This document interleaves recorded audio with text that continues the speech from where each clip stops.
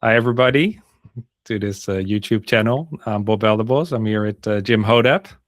Hey, Jim. Hey, everybody. How you doing? Doing all right. It's a nice, gloomy Monday morning. Monday morning. That's why we record. High energy.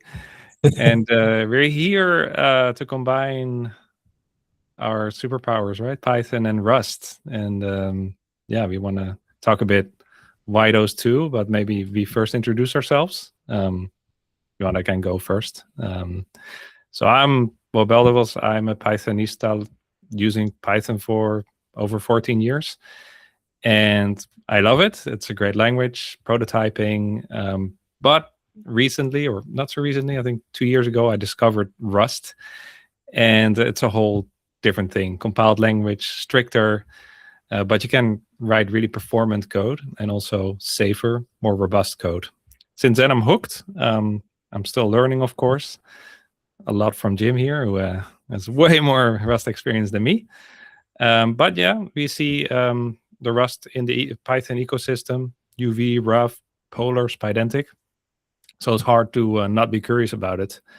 And we try to bridge that gap, right? You're a Pythonista or a scripter, and you want to make your foray into a compiled language. And then Rust is a really good candidate. And that's a gap we want to bridge. So that's all I have now. So Jim, you want to introduce yourself?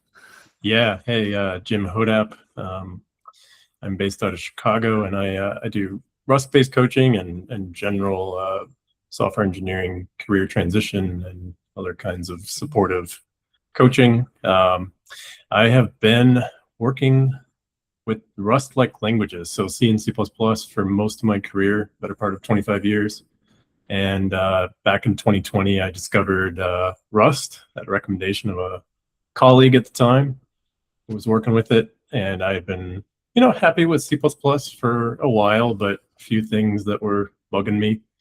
And when he told me that, there's this newer, at least to me, wasn't super new at that point, language called Rust, and it didn't have a garbage collector, and it has pretty much everything you love about C++, I had to try it. So I gave it a shot, wrote some embedded code with it on a Raspberry Pi Pico, published my first application there up on the Pico, and it was more correct out of the first gate than anything I'd ever made in C and C++, and I've been hooked ever since, forgetting about that. So I love it. Now I'm, teaching Rust cohort, introducing Rust to folks that are coming from Python, as Bob said, and it's going extremely well, and it's been very fulfilling. Awesome. And you're in Chicago. Yeah, I'm actually based in Spain, so we do this all distributed. Yeah, just a big body of water between us. Yeah, but these days, right? It's all instant with Slack and video. So we run this cohort, and we managed to get Pythonistas up to speed in 6 weeks, and with great results, like because of the structure of the curriculum and really forcing people to deliberately use the language, right? So you build a JSON parser, you use Pyo3 for the bindings to be able to call the parser in Python, and then you do benchmarking to actually get to prove that you wrote some performant code. And even students approximating or even surpassing the C JSON built-in, which to me is like amazing, because that's a very mature library solution. And yeah, by 6 weeks of Rust with best practices, and of course your inputs as well, people get to that performance. It blows my mind. Indeed. We just had a student, our last cohort, actually exceed the JSON C-based Python modules performance, and actually by quite a bit. I think even on the very large documents, it was something like 1 to 2x, well, greater than 1, it's faster, but like 1.5 to 2.5x faster than that, and that's tremendous. I actually didn't think that we would hit that so soon. Yeah, it's incredible. Now he went all in, right? Like he he put a lot of he caught investigation in it. The Rust performance bug. Exactly. Yeah. Yeah. So it's amazing. So yeah, but we're also now in a different age, right? Where before we wrote the code and then we had ChatGPT and we did like chat-based chatbot kind of coding, and now it's all full agents. The trend is shifting towards having bots or agents write more of the code, but these systems are non-deterministic, which means that we have to have a strong harness and guardrails in place. Which brings me to the compiler and Rust, that being one of the main features, right? So is that the reason that Rust is a more reliable choice for LLM coding? Yeah, maybe you can expand a bit on that. Yeah, it's a good question. I think it's a large part, yes. Just like us, I know, we humans, when we're working with something, we don't always like constraints. Sometimes it can be frustrating. They can use up our time, make things take a little bit longer. But when you're working with AI coding agents, that actually becomes a feature, right? Because they are, obviously it might slow them down a little bit compared to a looser language, but the Rust compiler being pretty strict in its implementation and spec of the language itself, gives guardrails around the LLM, and it really produces really good results. There's a whole class of like tests that are needed in other languages that are not needed in Rust because of the structure enforced by the compiler, and that actually makes for faster iterations and more correct iterations of the agent itself. So it's I never thought ahead of time that would be so, but I hadn't really experienced AI coding agents, right? They're a newer thing. And then once I saw it, I was like, of course, this makes total sense. Yeah. And contrast that, I've done a lot of TypeScript with AI coding agents as well, which is, adds a little bit of rigor on top of JavaScript in terms of strictness, but it still can just sort of meander all over the place. And there's a lot of different ways of doing things. And obviously there are multiple ways of doing things in Rust too, but it's constrained. It's really helpful. Yeah, that's interesting, because with Python, I always have the idea, because I always will defend Python as well, right? That if you have your tool chain put in place, right, the type checker and the linting, that you can get very far. But and I think you can, right? Because if you're disciplined with your types, and you can take that further these days because it's an active development, the type checker will catch a lot of that. But I think it goes deeper into the language spec and features as well, where there are things like, hey, you want to mutate something, well, you need to say mut, right? Or you have a match case and you need to exhaust all the cases, right? Where in Python you can get away with not doing that. Or you have a result type, and then you need to handle the happy and the error path, where in Python you can raise an exception and not catch it and then have it blow up at runtime. So the tooling, and then even so, I think with the typing, the Rust is still more strict and put stricter boundaries around it. But yeah, do you think so? Apart from the type checking, which we kind of get somewhere with Python, do you think this is also a lot attributed to the language and how it is designed? Oh, absolutely. Yeah, there's no doubt. That's what I was alluding to a little bit there, of like the Rust compiler obviously is the thing that enforces the syntax and the spec of the language itself. And the language itself has strict requirements, right? So you put the two together, and that's what gives you these boundaries. But yeah, absolutely. They've made lots of decisions out of the gate, that the language designers, that help you basically not shoot yourself in the foot, right? So it's a philosophy that is different from other languages. Some are like, let's give you the most flexibility as possible, so you can just express lots of things, rapidly prototype. In Rust, some of the things you mentioned, it's the opposite. So things are immutable or unchangeable by default in terms of variable values. When you have an enum type, you have to handle all the cases when you match on it. right? So you can't accidentally forget to match on something, or you add something new, you forget to handle it. And the converse, like to be able to change something, you have to make it mutable. Things like that. There's a philosophy of sort of getting in your way of doing things that could be problematic by default, and you have to opt in to doing them. And that is a philosophy baked into the language itself. Yeah. It makes a big difference. Yeah, it's fascinating because in Python, there's so much on the developer, right? And we just know where to avoid the landmines, right? But everything is open. Rigor. Sorry? That takes rigor and discipline on yourself. Right. And conventions. Like on a team, you could have coding standards, but it's only as good as the humans enforcing it, and supplemental tools, of course. Exactly. And then for newer people coming to the language, it's they don't have that experience, and it's tricky. It's risky. It is. Yeah, I'm sure we've both seen it with people new in their careers, junior developers just out of university or something, and they don't have this yet. And they come in with the excitement to do whatever and build all kinds of great stuff, and they are just sort of bleeding all over the place. Yeah, indeed. So AI hallucinates, but you think the compiler can then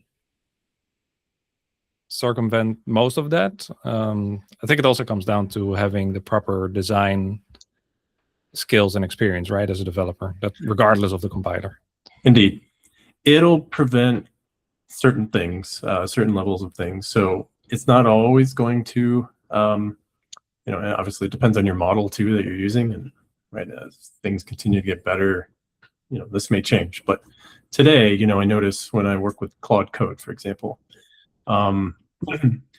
there is a tendency for it to use lots of like if-let statements and that, and not that if isn't idiomatic in Rust. It is, but like it's the type of code you'll see Rustaceans write them when they're writing it themselves tends to like steer away from that. And AI will use some of those things, right? And obviously there must be enough of it out there too, because it was trained on that, it's doing that. But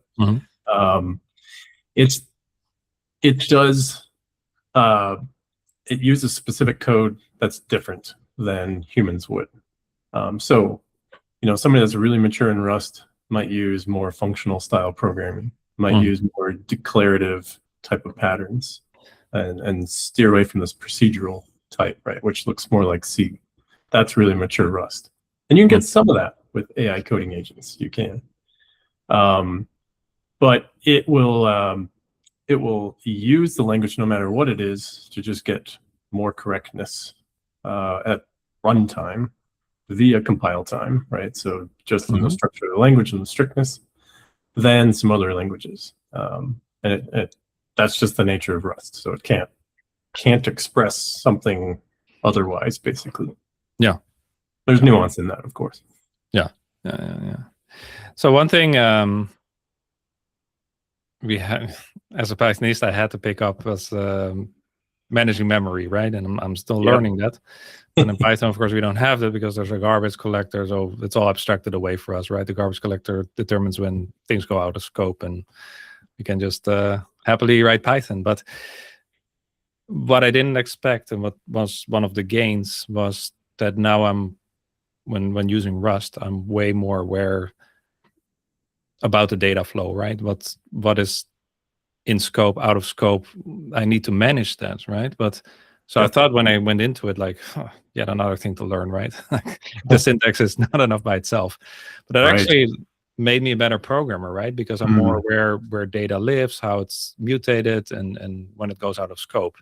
So I didn't expect that. But I'd love to hear you doing that in a more experienced way and with lifetimes. I didn't even get to lifetimes yet. How that really has shaped your understanding, but in a sense, you already came from a C++ background, right? So to you, this is just a regular thing. But maybe from what you've seen in the cohort with the scripters, have you seen similar revelations? And how is that shaping the Pythonista? Yeah, that's a great question. I have seen it. Well, let me back up a second. So to your point, yes, it's not novel to me. So way back when I started programming, very first language that I used was BASIC, which obviously was maybe more similar to Python. I didn't stick there for very long, but that's like, my teenage years, so wasn't professional yet.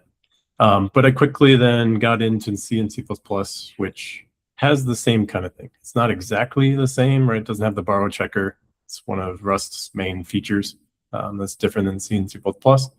But you had to manage your memory. You had to think about its, as you alluded to, its lifetime of scope on a particular piece of memory. And so I was used to that. So actually, when I've gone to other languages that don't require you to do that, I feel like a fish out of water there. Yeah. Right? I have this this instinct where I need to like control this, and like what are you saying? I don't have to do that. And what if I want to? How do I do that? And sometimes you can't. And that actually feels like having one arm tied behind my back now. Right. So Right. once I got it into an intuitive level, to not have it is actually a detriment. I think, like what you said, Pythonistas coming from Python, they're not used to that if they've never worked with something like Rust. And similar to your reflections, it can feel a little bit like a pain. Like, what do you mean I have to do that? I even saw, the first cohort that we ran, some folks were complaining about even having to like run the compiler every single time they make a change. Right? Like, I'm not Where's used the to REPL? that. Right, exactly. Why isn't it just like auto-interpreting and reloading? Yeah. We're spoiled. But it's just a process. You get used to it, and then you actually come to enjoy it because of how it gets you to think about your program a little bit more holistically, like the structure of the data flow, as you were talking about. And I actually haven't seen in the cohort anybody find that to be a showstopper, right? Or a deal breaker where they're like, I don't like it. Usually it's a light bulb moment, and it gets them thinking about their program in a new depth, a new level of depth that they haven't before. And that is always the type of thing that makes somebody a better software engineer. Yeah. Right. So you can't gloss over some of these details. And so getting your brain thinking about those things is only a good thing, because you also think about other more nuanced things as you're going about. Right. So I guess you could summarize that as saying like it's more thorough understanding of your program. Yeah.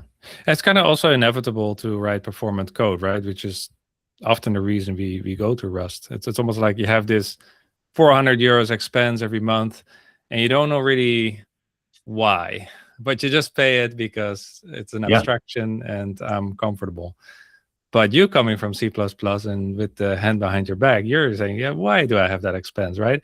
I probably can do with 80 euros, right? Because I know how to move the things around, and so yeah, it's interesting. That's a good analogy. I like that.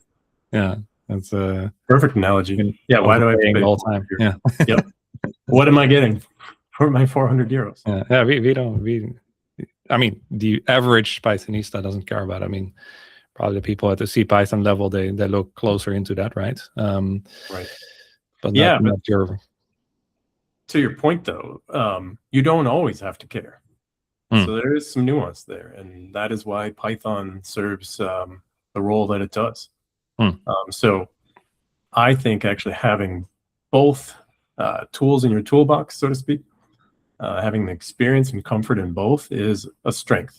Yeah. And if you have only one or the other, it's a limitation, right? So like for the longest time, I just did these more performance system type of languages only, and didn't wade into the more dynamically typed or interpreted languages. And then I fixed that in my career, and I'm glad I have both, so you can kind of go back and forth. Yeah. I may not like being in the looser languages all the time, but it's a little less relevant, right? The AI coding agents can smooth that over. Yeah. But also, like, if you're comfortable in Rust and you know what really good Rust is, and your AI coding agent that you're using is very good at writing in it, why not reach for it most of the time? Yeah. I like that whole language enriching part. It's the same with spoken languages, because after speaking so many years of Spanish, I went back to my own language, Dutch, and I look at it with different eyes. Like, why are they doing it like that? Why is this so complicated? Why?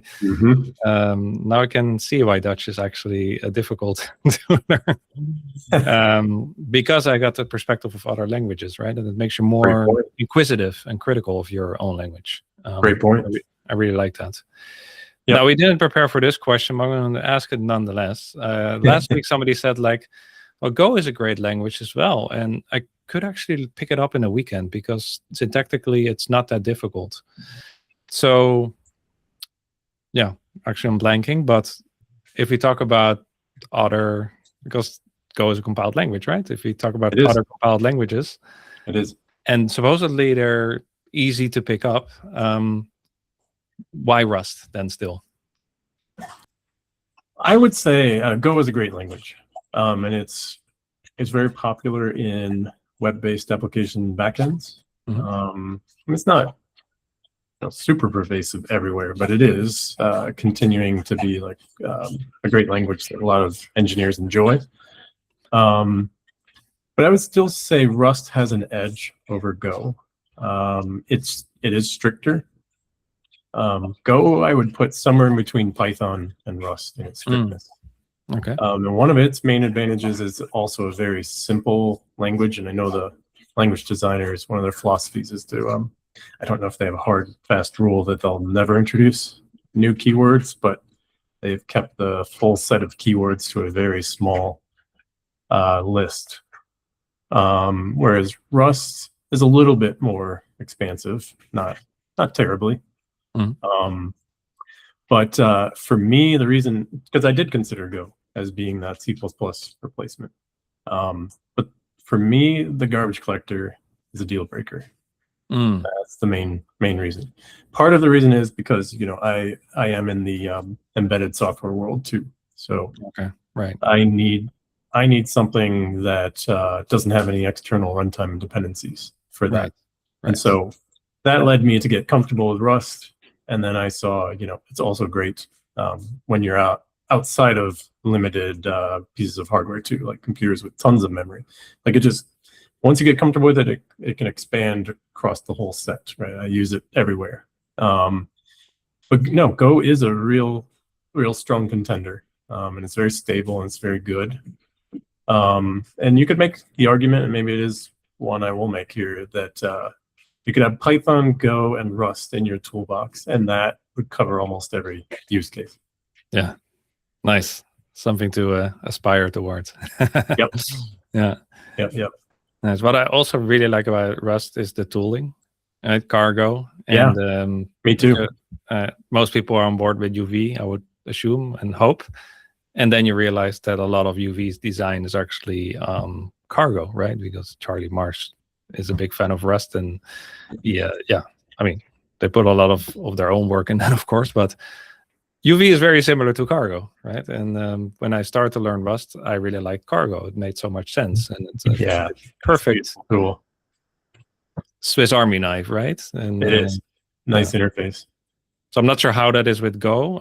With Python, we're getting there thanks to Astral, but before that was not the case, and it was confusing, right? So Yep. Tooling is good. And then even coming from C and C++, which still to this day do not have a default built-in, tool like cargo or whatever. It has a lot of options, but you got to pick it, and there's you don't have that full like opinionated. You just start here. You don't have to think about it. It's well integrated. So cargo is fantastic, and it's sort of it's built on the shoulders of giants. There are other languages that have excellent tooling, and I think it built upon those and went further, and it's a really good result. So yes, that is part of Rust attractiveness. Definitely is cargo, and it's linter, which is called Clippy. And it does code formatting with Cargo FMT format. It's just it's excellent. Everything you need is there. Yeah, I don't find myself like needing anything else externally. Yeah. Great. Yeah. Want to discuss anything else? I guess I would just say, if you're in doubt about Rust, even should I learn it in the age of AI coding agents? If you do love fast, efficient, elegant programming languages in general, and you haven't given it a try, so like if you're in, well, not that I would call it super elegant, but C++ land, it's medium elegant, and you love that, then you should give it a try. If you're coming from Python and it's intriguing to you, the thought of I could get more performance, I could get a little bit more correctness, I could get maybe a faster correctness iteration loop with my coding agent once I understand Rust, give it a try. And if you just love programming languages too, it is a worthy language to learn. It is. Yep. It's fascinating. Just sort of in that like language nerd kind of world. It's very interesting. Yeah, I agree. I still have a lot to learn, but what I've learned so far has made me a better programmer. Wrote an article about that, and makes me look at Python with more critical eyes. I mean, Python is great, but as we said before, there's so much up to you as a programmer, and that discipline that Rust brings has you coding in Python for the better. Even if you're already using it for quite a while. Then there's the whole AI argument of stricter boundaries, harness, that itself is already worth it. And the great feedback from the people in the cohort is like, yeah, sure, I learned a lot of Rust, but actually it made me a better programmer, not even Pythonista, but programmer. Like people compare it to the stuff they learn in CS degrees, right? Like computer stuff. So yeah, again, with AI, you still better be as knowledgeable as you can, because the AI is an augmenter, right? So it's going to do what you know, what you want. So there's always a place. And I think more even these days, there's a place for strong fundamentals, right? So this is a language that gives you strong fundamentals in programming and in computers, right? So I think that alone, I always say, like, I might not become a Rust open source developer, right? But just for those arguments, it's already worth it. Yeah, I agree. Nobody knows where the whole career of software development is going to go, and how much we actually have to do that people are willing to pay for in jobs. But learning languages, same as human languages, is good for your brain. That will never change. So as long as we're writing languages that are grokkable by humans, we should learn them, because it is good to think about and structure your mind, and it's no matter what you're doing. So I think that's always going to be true. And Rust is a very strong contender that I would put in that camp for learning. Yeah. And we're already hearing things about AI paradox. And again, we cannot predict the future. I mean, models will get better, but there's a bit of a paradox going on with such robust models, but still us having to do so much work. So yeah, again, I would still keep learning programming languages and concepts. The tooling changes, the fundamentals don't. That's right. Software is only increasing out there in the world, and we need reliable and correct and safe software more than ever, right? Everybody's probably heard of the Claude Mythos scare by now, right? So if this is a harbinger of things to come, we need software that's written in very safe languages like Rust, no matter what. And so if you're going to be working with Rust, with a coding agent, it's still the case that you knowing Rust really well plus the agent equals better outcomes. Yeah. And the Mythos thing, for people that don't know, that was the whole thing that they didn't release it because it would unveil security bugs, right? Which means that there are a lot of bugs out there. Tons. Yeah. OpenBSD, right? The supposedly the safest operating system default configuration. I don't even know the current stats, but it's less than 5 zero-day exploits in the last like decade or two. And Mythos found a bug that's been in there for 27 years now. Yeah. That is a zero-day exploit. So it's going to find all the edge cases of things. And so I think that is calling us to, raise the bar on security and correctness, right, in our practice. We can't just vibe code it and ship it. Exactly, right? Because those are bugs in place by the most talented engineers, right? So if the norm becomes vibe coding, we're screwed. Yeah. Yep. And there's no obvious contender to replace that yet. That's not to say, like you were alluding to a minute ago, Bob, that maybe agents and models do get to that level where they can just sort of take care of all of it and software is safe, but we're not there yet. Yeah.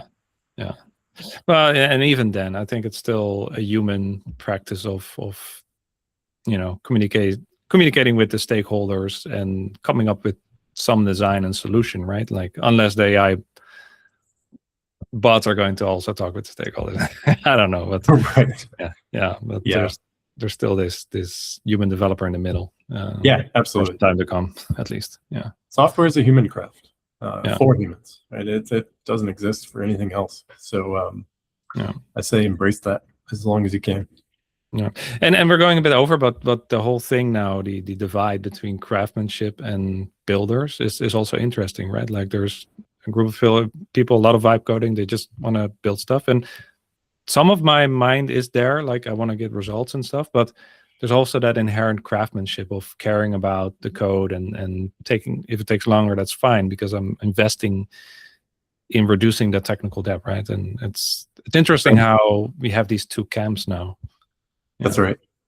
Yeah, in some ways it's almost going the way of the artist.